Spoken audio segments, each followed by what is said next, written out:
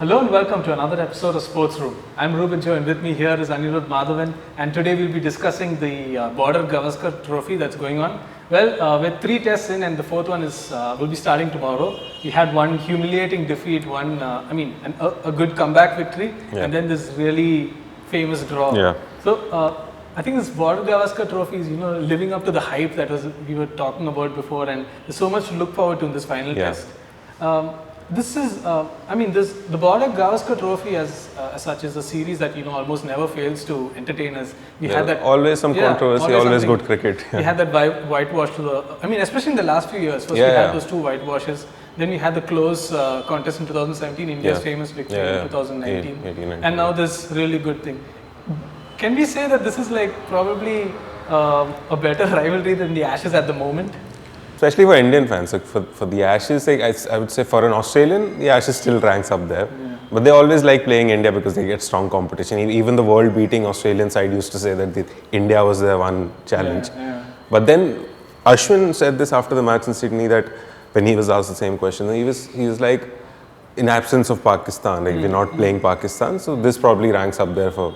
As Indians, we enjoy watching this the most. I don't think I'll wake up for a series against New Zealand as much as I'm looking forward to this and wake up for like 4:45 for this. So yeah, good cricket always, and yeah. And I think the last time these two teams, the Border Gavaskar Trophy ended in a drawn series was in 2003 or something. 3, yeah. So it's, every time we get a good result and something always to look forward to. Yeah. And coming to this 4th test, the biggest talking point obviously is that India is ravaged with injuries and absentees also if you count Kohli. So we have, right now Shami is not there, Rahul, Umesh Yadav, Jadeja, Pant, Vihari, and obviously Bumrah. Yeah, that's the biggest blow. At the time of recording this video, we don't really know what the team playing 11 is for the Brisbane test. But would you say this is the time for like youngsters to step up and maybe a debutant like Natarajan?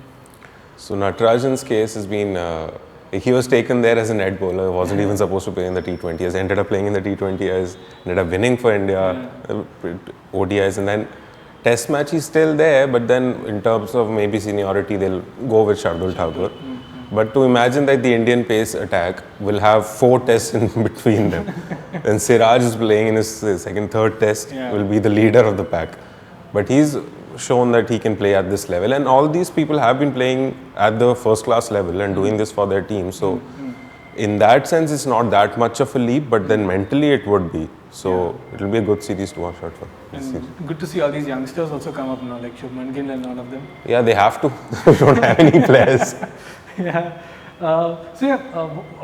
talked about, I mentioned that Kohli is not there. So what can you say about Rahane's captaincy so far? 2 good tests that he's had. He's kept repeating the word character.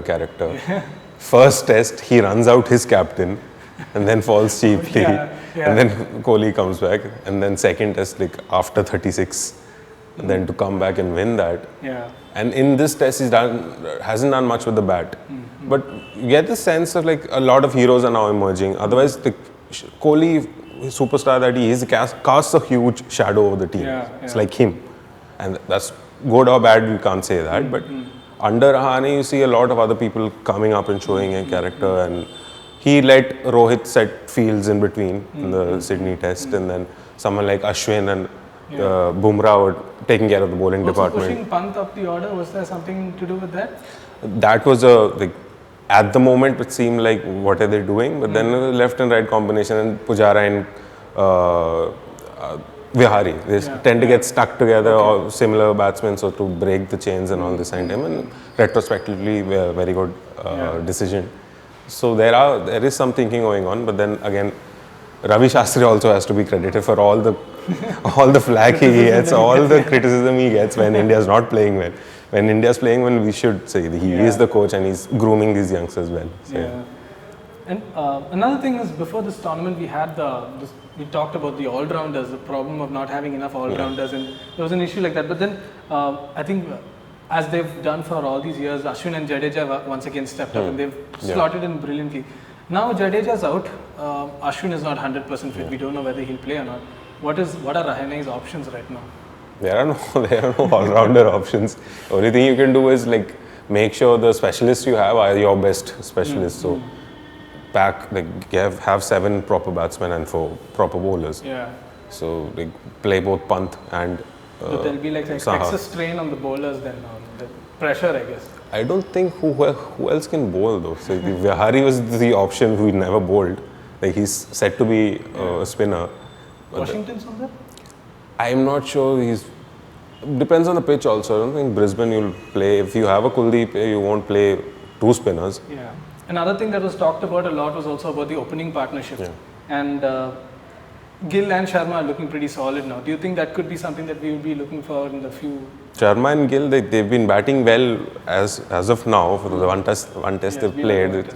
Both 50 plus partnership in both innings. But then Mayank Agarwal last time 2018-19 tour, he came in for the last 2 tests I think, and he looked pretty solid. But now he's not in the team, so you never know what to say. So maybe if they get a good score, 50 plus again in both innings in Gabba, which is a much more challenging pitch, then maybe it also puts less pressure also on Pujara when he comes in.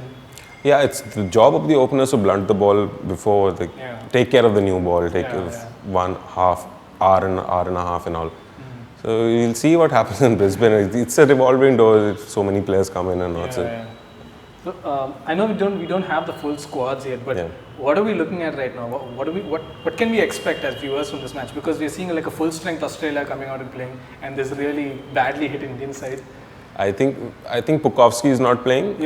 So Marcus Harris comes in, proper batsman. They have 2 proper openers now, and for Indian side, you just see who is available and just take them along. It would be a surprise if it's a draw. It will be a miracle if India wins. But this character, this is a toughness that this team has shown, that they won't be bogged down. They'll come back. If any team does beat them at Brisbane, it will be India. All right. So as unpredictable as the series has been so far, Australia are unbeaten in Brisbane since 1988. And if that record was not bad news for India, already we have a ton of injuries that are not helping matters in any way. But the big question is, can Rahane and his boys actually pull off this one final trick before returning back to India? So let us know what you also think in the comment section. We shared whatever we could come up with. So do subscribe to our YouTube channel as well. And thank you so much for joining us this time. See you after the series is done.